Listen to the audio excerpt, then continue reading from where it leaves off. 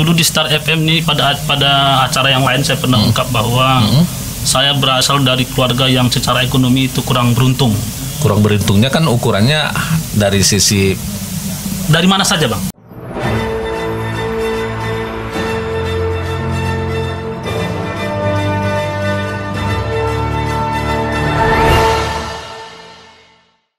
Assalamualaikum warahmatullahi wabarakatuh. 102,6 FM Saturasi Suara. Satu kata penumpang pasti selalu di hati. Senang rasanya bisa kembali kita bersua di program spesial talk show Ruang Paslah, cerdas dan inspiratif, mengungkap cerita di balik berita. Dari Studio 1 lantai 2 Gedung Sat FM di Jalan AMD Lama, Kelurahan Kota Siantar, Penyambungan, Mandailing, Natal. Pagi Madinah pagi. Sahabat Istat FM, kamu di rumah aja biar kami yang suguhkan informasi. Masih tetap kita harus jalankan anjuran pemerintah dalam melawan dan memutus mata rantai virus corona COVID-19 ini. Tetap berada di rumah dan selalu lakukan masker kalau keluar rumah, kemudian juga lakukan social distancing-nya kalau tidak begitu perlu, hindari kerumunan dan tentunya physical distancing dan jaga jarak Anda. Baik sahabat Istat FM dimanapun Anda berada, terima kasih Anda masih tetap bersama kami di Ruang Paslah. Kali ini selama 1,5 jam kita akan share, kita akan berdialog dan juga berbincang-bincang ya dengan narasumber kita. Alhamdulillah sudah berada di studio kita. Baik sahabat Istat FM, di sini Anda juga dapat mengikutinya di laman Facebook Radio Stat 102,6 FM secara langsung. Boleh Anda berkomentar di laman Facebook kita. Tulis saja komentar Anda tentang tema kita di sini dan tentang narasumber kita juga di studio. Boleh juga menggunakan layanan WA dan SMS kita di 081291721177.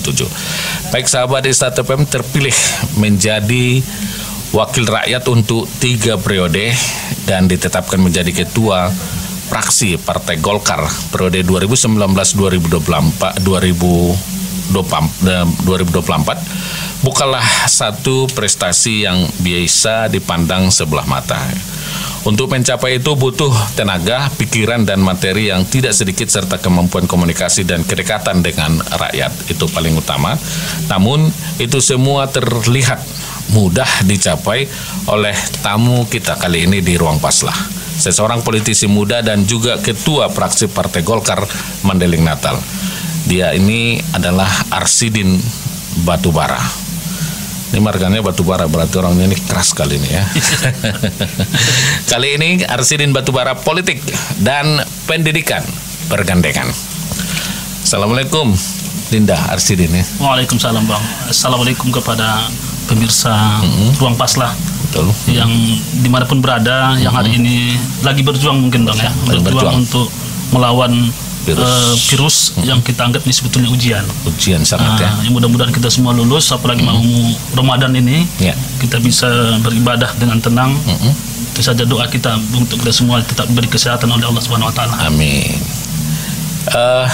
Itu doa politisi. Ada lagi doa politisi Bang. Kita ini. Saya panggil Dinda aja ya. Boleh. Lebih akrab sepertinya nih ya. Oke. Politisi kita kali ini sebenarnya ini orang kampung ini. Betul. Bangga nggak menjadi orang kampung? Sangat Bang, sangat bangga ya. Sangat bangga menjadi orang kampung. Banyak nilai yang kita dapat dari kampung itu sendiri sebenarnya. Jadi jangan pernah minder jadi orang kampung. Meskipun orang Utabuyung. Banyak orang Bang di luar sana justru dia tidak paham di mana kampungnya. Itu ya. Bersyukur kita hari ini, meskipun bukan hanya di Tabuyung Bang, kita memang darah kita tumpah pertama itu di Tabuyung. Tapi kalau dari garis silsilah ada lebih jauh lagi dari Tabuyung, daerah Banuatonga namanya. Banuatonga. Itu sampai hari ini PLN belum masuk, jalan belum masih lumpur. Ya, tetap memang di Kecamatan Lawang Gadis. Kebanggaan itu karena memang Tabuyung itu satu daerah yang eksotis sekali katanya ya. Eksotis ya Bang ya? Iya. Kalau atau berlebihan. Ini kan persoalan rasa itu Bang, kalau rasa, eksotis. Eksotis. Kemudian apa itu rasa, tapi memang kalau saya ditanya, Tabuyung itu adalah kelahiran tumpah darah dan surga bagi saya. Surga ya. Masyarakatnya dinamis Bang. Ya.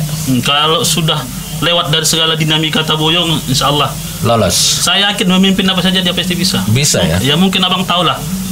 Tabuyung kan, tapi itu Tabuyung, Singkuang, Batu Mundong, gitu ya. Semua itu. Muara Batanggadis semua ya. Memang jago-jago. Tapi apakah ini termasuk bagian dari anugerah juga ya? Misalnya orang Tabuyung, orang Muara Batanggadis itu memang luar biasa berhasil di luar. Sementara Anda sendiri juga konon katanya.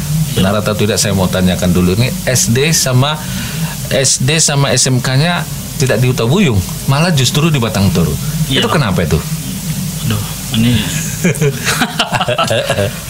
Ya tapi saya tetap bangga apapun keadaan saya. Iya.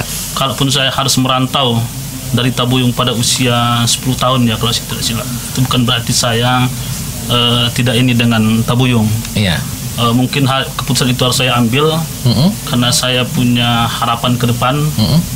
Dulu di Star FM ini pada acara yang lain saya pernah ungkap bahwa saya berasal dari keluarga yang secara ekonomi itu kurang beruntung. Iya. Kurang beruntungnya kan ukurannya dari sisi mana saja Bang? Finansial. Dari finansial kan? Iya. Cuma saya juga orang yang paling kaya satu sisi. Karena saya lahir dari keluarga yang punya kehangatan tersendiri. Punya kebersamaan yang kuat, punya cinta dan kasih sayang. Iya. Tapi saya kan anak laki-laki Bang. Iya. Dari 7 bersaudara kami 2 laki-laki, yang paling besar. Berapa bersaudara? 7 bersaudara Bang. 7 bersaudara ya? 7 bersaudara. Ibu saya almarhum mama itu bukan orang Tabuyung. Itu yang dibawa ayah ke Tabuyung. Kemudian masih muda ayah harus meninggal dan kami yatim. Ditinggalkan dari 7 bersaudara itu 4 orang masih anak yatim Bang. Anak yatim. Jadi Anda waktu itu orang tua meninggal usia berapa? Anda sendiri? Katanya Bang ya, katanya usia 3 tahun. 3 tahun. Tapi saya tidak sempat mengenal. Tidak mengenal ayah. Tidak sempat mengenal almarhum ayah. Karena apa? Karena sewaktu kami kecil-kecil itu ayah kan sering keluar untuk mencari nafkah, berdagang ke Padang, kemana gitu kan. Jadi waktu bersama ayah itu sangat tidak ada.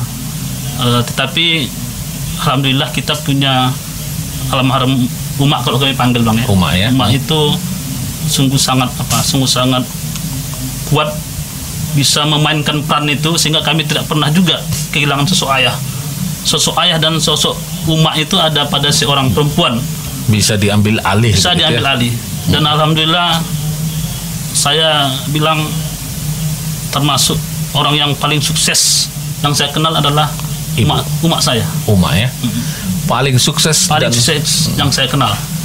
Dari beberapa bersaudara itu sampai saat ini sudah seperti apa kira-kira yang 7 bersaudara dengan didikan seorang ibu ya, single gitu ya, artinya sendiri waktu itu ya? Iya, memang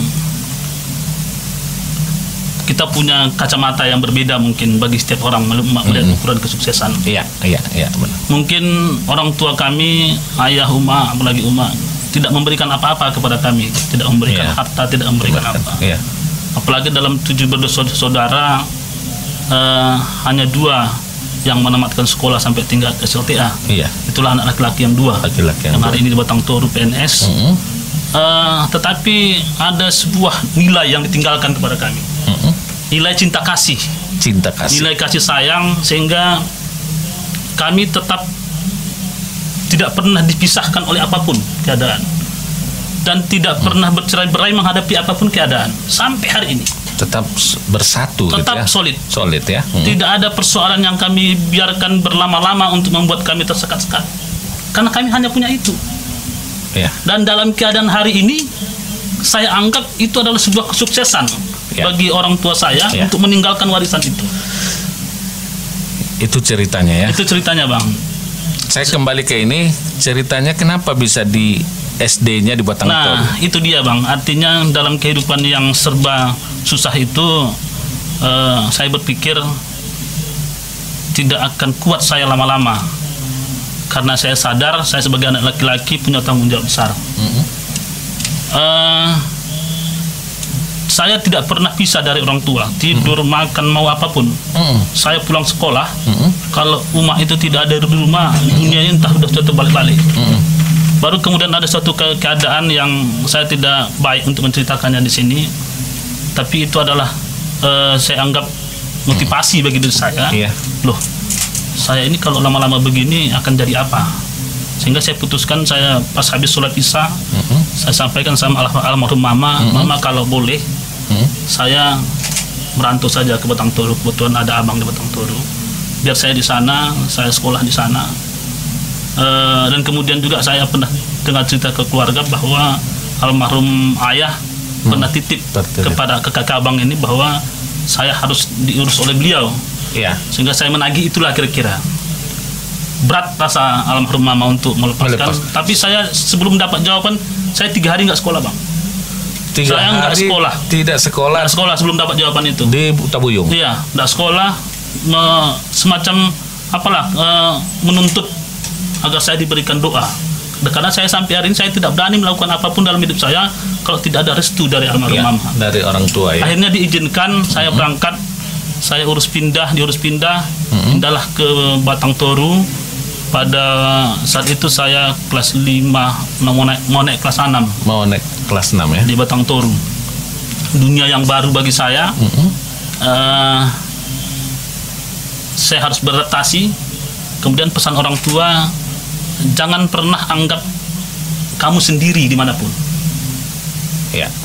Jangan pernah anggap terlalu kecil alam dunia ilahiyah ini, terlalu kecil anugerah Tuhan ini kalau kita selalu menganggap kita itu sunyi dan sendiri. Cari keramaianmu, cari kehangatanmu, cari kebersamaan, cari keluargamu. Nah ini, jadi kita SD di sana, SMP di Batang Toru. Saya tidak pernah pulang kampung. Berapa tahun? Tidak lama-lama, paling setahun 2 tahun waktu itu. Tapi kalaupun saya pulang, saya nggak ke Tabuyung, Bang. Kemana? Ada dulu perusahaan, mungkin abang tahu, PT Keng Nam namanya. Di sana ibu-ibu di sana semua dapat suami yang kerja di situ. Saya pulangnya ke sana. Kenapa tidak pulang ke kampung? Kan melepas rindu sampai 3 tahun, 2 tahun atau 3 tahun. Kenapa? Saya rindu sama keluarga, Bang. Keluarga. Bukan saya tidak rindu dengan suasana Tabuyung, kawan-kawan, tapi kan saya ini dari keluarga saya ke sana dulu. Paling nanti kalau sudah mau balik lagi ke sekolah, saya singgah 1 malam 2 malam di Tabuyung. Perasaan waktu itu, padahal usianya masih golongan anak-anak gitu. Bagaimana perasaan Anda meninggalkan seorang ibu lalu merantau untuk menuntut ilmu gitu? Saya tidak meninggalkan beliau, Bang. Iya, dalam arti tidak secara jarak. Oh, secara apa ya? Betul, secara jarak. Ya itulah yang harus kita ajak diri kita untuk berdamai. Kuat ya waktu itu. Kuat, karena begini, sempat pun abang dulu di Batang Toru. Kalau Uma itu ke Batang Toru, mau balik lagi ke Tabuyung, selalu itu pada saat saya sekolah. Kalau sempat saya pulang sekolah, mama baru berangkat, Uma baru pulang, mungkin gawat itu. Gawat ya. Situasinya. Jadi selalu kalau saya sudah pergi sekolah baru pulang ke disiasati begitu. Disiasati karena memang payah berpisah dengan orang tua itu, Bang. Itu ke Sibolga pulangnya, lalu dari Sibolga ke Tabuyung ya. Iya, enggak ada dari mana-mana lagi, dari mana cuma hanya itu akses lewat jalan perahu. Ada sih dari Natal, tapi lewat jalan ini kan masih sangat sulit. Jauh, sulit dan segala macam, Bang. Luar biasa sebenarnya, kita memang apresiasi juga ya, masih sangat kecil usianya, memang harus bertarung ya katakanlah untuk mencapai sebuah cita-cita menuntut ilmu. Nah, Anda terlihat begitu gigih ya, saya mengapresiasi itu, gigih untuk mencapai pendidikan yang tinggi. Nah, ini saat menjadi politisi lain cenderung tidak lagi misalnya memperhatikan jenjang pendidikan. Biasa kalau sudah menjadi politisi atau sudah menjadi anggota DPR gitu kan, dia tidak begitu lagi memikirkan atau melihat pendidikannya gitu. Tapi kalau Anda kok masih ingin terus kuliah sampai lulus S2 gitu. Ya, insya Allah abang-abang doakan ada punya waktu dan kesempatan untuk doktoral. Insya Allah, ini karena pandemi corona, sebetulnya kita sudah mau ikut di semester ini, tapi mudah-mudahan Tuhan beri kesempatan ke kita, karena peribahasa juga ada mengatakan bahwa menuntut ilmu ini bahkan sampai ke liang lahat kan, tetapi tidak untuk gagah-gagahan Bang, tidak untuk gagah-gagahan. Sebenarnya apa yang mendorongnya? Kan sudah cukup misalnya, padahal tamatan SMA udah bisa kok jadi anggota DPR. Nah, janganlah Bang, ilmu itu tidak pernah cukup. Ya, untuk jadi seorang presiden jadi seorang apapun, ilmu tidak akan pernah cukup. Tidak pernah akan cukup. Ada alasannya Bang. Ya. Jadi tidak hanya sebatas pendidikan formalnya saja sebagai persyaratan untuk menjadi apa dan bagaimana gitu ya. Oh janganlah Bang. Sederhana kali nanti hidup kita ini. Gitu ya. Cepat kali kita puas dengan keadaan. Iya.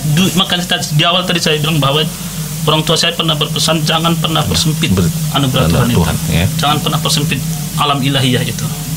Sepanjang ada kesempatan itu Anda terus untuk menuntut ilmu ya. Iya Bang. Meskipun tidak menuntut ilmunya secara formal, mungkin secara non formal juga dilakukan. Betul Bang. Berarti mendorong Anda itu tadi ya sebagai pegangan hidup tadi ya.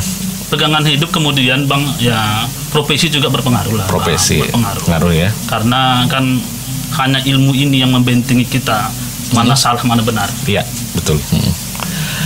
Oke. Apakah kegigihan untuk menyelesaikan studi ya, untuk menyelesaikan studi itu yang Anda mampu ada hubungannya dengan beasiswa yang Anda peroleh di masa lampau itu? Ada Bang, ada hubungannya. Ada ya. Beasiswa yang paling terbesar itu adalah beasiswa keluarga. Beasiswa keluarga.